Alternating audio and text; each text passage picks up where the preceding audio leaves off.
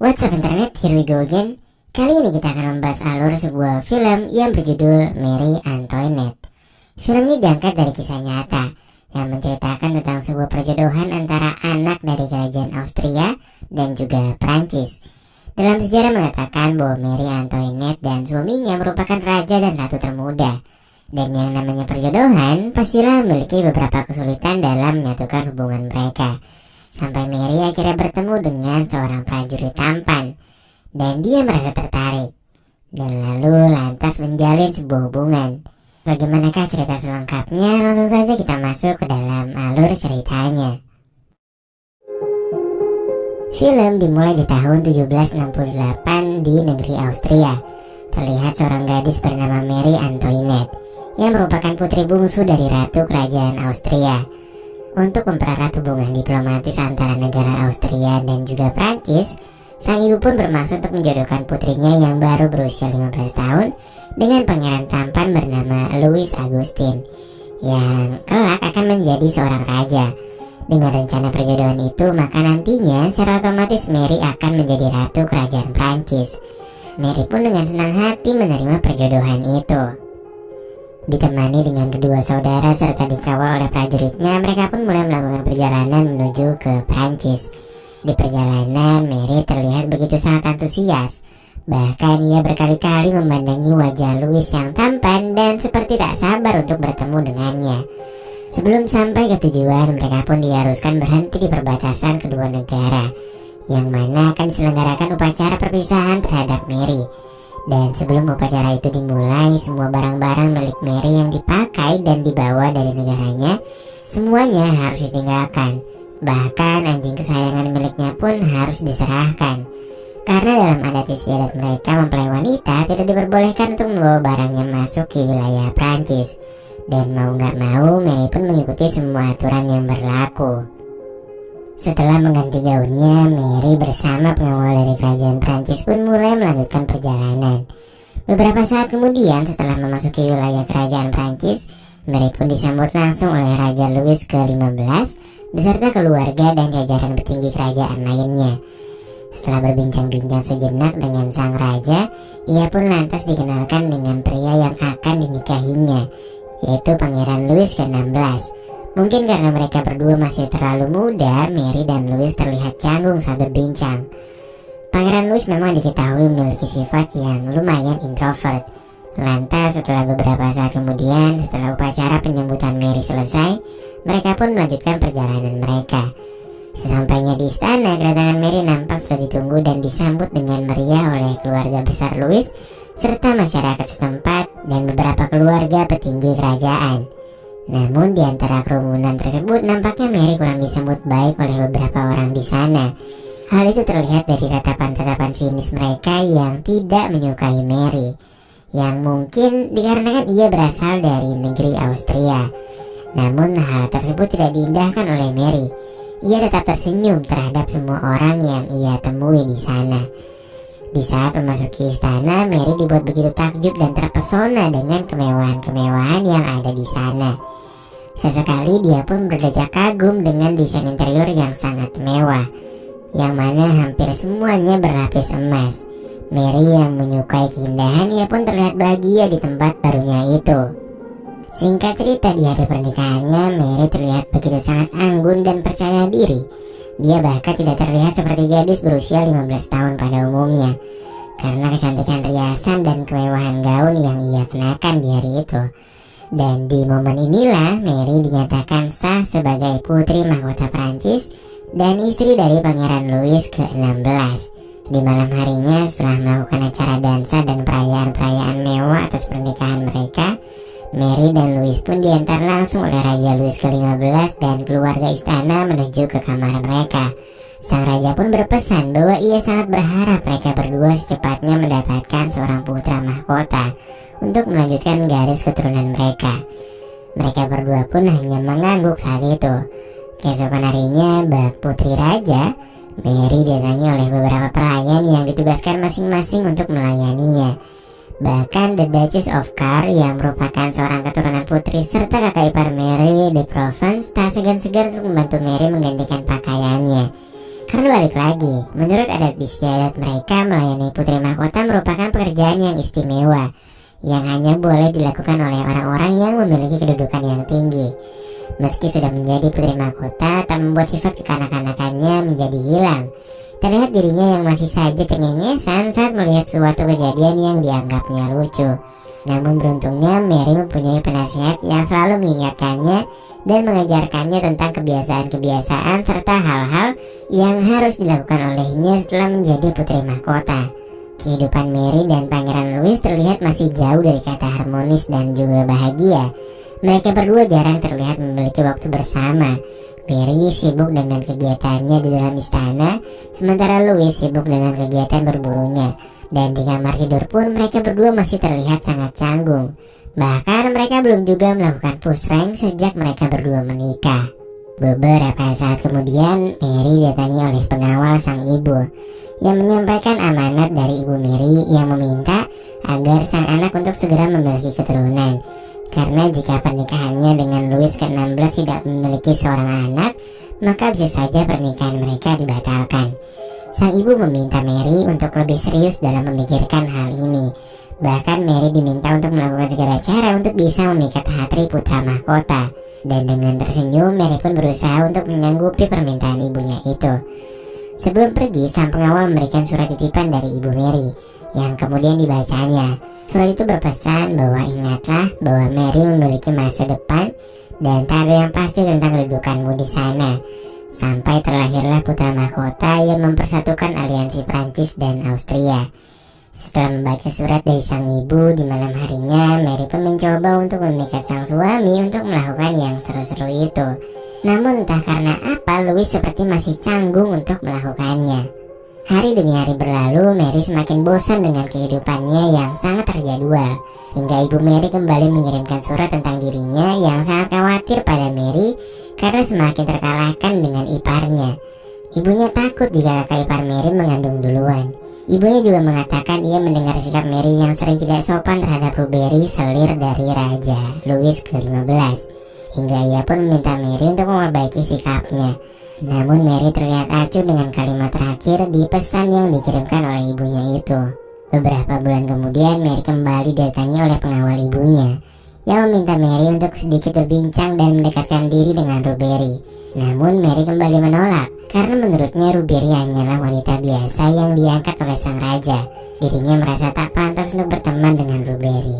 Mendengar hal itu, sang pengawal pun menegur Mary atas perilakunya. Ia berkata bahwa sang raja sangat begitu menyayangi Rubery. Jika ia masih bersikeras tidak mau bertegur sapa dengannya, maka bisa saja sang raja nantinya tidak memperhatikannya lagi. Dan setelah mendengar nasihat dari pengawal suruhan ibunya Mary, Mary pun mencoba untuk menyapa Rubery, meski ia melakukannya dengan berat hati. Untuk mengusir kebosanannya karena selalu ditinggal oleh sang suami, Mary pun kini memiliki hobi baru, yaitu berbelanja dan bermewah-mewahan. Suatu hari saat dirinya sedang asyik memilih baju, ia didatangi oleh pengawalnya yang mengatakan bahwa saat ini hubungan antara Austria dengan Prancis sedang merenggang. Ia sangat berharap Mary mau ikut andil dalam menengahi hubungan tersebut. Dan ya, Mary tetaplah Mary. Mary tetap tidak mau memperdulikannya. Singkat cerita, Mary kembali mendapatkan surat dari sang ibu. Sang ibu mengingatkan kalau posisi Mary di sana sangatlah tidak pasti. Sampai lahirlah seorang penerus tahta. Mary pun seketika terdiam dan merenungi isi surat tersebut. Hingga di malam harinya, Mary mencoba kembali mengajak sang suami untuk kesekian kalinya. Sesaat Louis pun mulai terpancing. Namun tak berapa lama kemudian Louis kembali mengurungkan niatnya dengan alasan ia terlalu lelah karena tadi siang habis berburu. Dan ia pun akhirnya kembali tidur. Beberapa bulan setelahnya lahirlah anak dari saudara Louis yang membuat Mary semakin dikucilkan oleh semua orang karena semua membicarakan Mary yang enggak-enggak. Padahal kenyataannya Louislah yang selama ini menolak. Sehingga hal tersebut membuat Mary seketika menangis dan mengurung diri di kamarnya. Tak mau terlalu lama terlarut dalam kesedihan, Mary pun mulai menghibur dirinya dengan menghambur-hamburkan uang. mulai dari membeli beberapa koleksi sepatu, baju, hingga mengoleksi berlian yang sangat mahal. Hari-harinya pun ia lalui dengan berpesta seharian bersama dengan teman-temannya. Di suatu malam, kedua temannya mengajak Mary pergi ke pesta topeng. Awalnya Mary menolak ajakan tersebut, namun temannya meyakinkan bahwa tak akan ada satupun yang mengenali Mary sebagai putri kerajaan. Hingga akhirnya Mary pun menerima tawaran temannya tersebut. Mary mengunjungi pesta itu tidaklah sendiri. Ia ditemani dengan sang suami yang setia menemaninya. Namun lagi-lagi di pesta itu mereka tetap tidak menghabiskan waktu bersama. Malahan Mary lebih banyak menghabiskan waktu bersama dengan teman-temannya. Dan di sana Mary tanpa sengaja bertemu dan berkenalan dengan seorang pria yang merupakan prajurit dari Swedia yang bernama Conversion, yang akhirnya membuat Mary menjadi kepikiran dengan pria misterius yang cukup tampan itu. Setelah selesai dengan pesta itu dan tiba di rumahnya, mereka dikejutkan dengan kabar buruk bahwa saat ini sang ayah sedang terbaring lemas di kasur karena dirinya terserang penyakit kulit yang sangat parah. Penyakitnya begitu mengerikan sehingga membuat Rubery sang selir yang selama ini dekat dengannya pun pergi meninggalkan sang raja. Beberapa hari kemudian Raja Louis ke-15 pun dinyatakan meninggal dunia, dan secara otomatis Pangeran Louis pun diangkat menjadi seorang raja, sementara Mary menjadi seorang ratu. Mereka berdua pun tercatat sebagai raja dan ratu termuda di masanya. Pasca menjadi seorang ratu, Mary semakin gemar berpesta dan menghambur-hamburkan uang kas negara. Terlebih sang suami yang tak pernah memikirkan masalah keuangan pun tidak pernah protes dengan keborosan sang istri. Bahkan untuk merayakan ulang tahun sang istri, Louis membuatkan perayaan yang sangat mewah yang menghabiskan banyak biaya. Di sisi lainnya, sang raja yang sedang berbincang-bincang dengan penasehatnya nampaknya sedang membicarakan hal yang cukup serius, di mana saat itu mereka sedang membahas revolusi yang saat ini sedang terjadi di Amerika. Para penasihat kerajaan mengharapkan mereka membantu keuangan Amerika yang saat ini sedang kesulitan. Namun Louis menganggap bahwa hal ini tidak begitu penting, karena keuangan mereka saat ini juga sedang kesulitan. Namun karena keterbatasan ilmu Raja Louis ditambah bujukan dari para penasihatnya, sang raja pun akhirnya memutuskan untuk membantu masalah keuangan Amerika. Suatu hari, saudara Mary yang tertua datang mengunjungi kediaman Mary. Sang kakak menasihati Mary agar Mary lebih banyak menghabiskan waktunya bersama sang raja, agar mereka segera memiliki keturunan. Dan tidak hanya itu saja, sang kakak juga menasihati Louis agar segera melanjutkan garis keturunan mereka. Setelah mendapatkan nasihat dari kakak iparnya, pada akhirnya pikiran Louis pun mulai terbuka. Dan di malam harinya ia pun akhirnya melaksanakan hal baik itu untuk yang pertama kalinya, cuy. Akhirnya, ya kan. Singkat cerita, beberapa tahun kemudian Mary pun terlihat akan melakukan persalinan. Di sana sudah ada Louis yang menunggunya dengan harap-harap cemas, hingga pada akhirnya Mary pun melahirkan seorang bayi perempuan. Sebagai tanda terima kasihnya kepada sang istri karena telah memberikannya keturunan, Louis pun memberikan hadiah yang sangat mewah kepada Mary yang membuatnya begitu sangat bahagia. Apapun yang diminta Mary pasti akan dituruti oleh Louis. Sampai-sampai Mary dibuatkan kebun yang terlihat seperti pedesaan yang semata-mata untuk membahagiakan istri serta putrinya itu. Waktu pun berlalu dengan cepat. Suatu hari di suatu acara pesta, Mary kembali bertemu dengan Conversion, dan di kesempatan kali ini mereka pun kembali mulai curi-curi pandang, hingga pada akhirnya mereka pun mulai menjalin hubungan tanpa sepengetahuan Raja Louis. Namun hubungan mereka tak berlangsung lama, apalagi setelah mendapatkan apem embem milik Mary.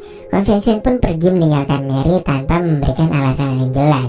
Dan mau tak mau ia pun mulai melupakan cinta yang sesungguhnya dan memulai kehidupannya bersama sang suami. Di sisi lain, sang raja pun kembali dibuat kebingungan dengan kondisi kerajaan mereka saat ini, di mana ia diharapkan terus membantu Amerika berperang untuk revolusi. Di sisi lainnya, ia dihadapkan dengan masalah hutang kerajaan yang semakin hari semakin menumpuk, ditambah rakyat yang saat ini sedang kelaparan.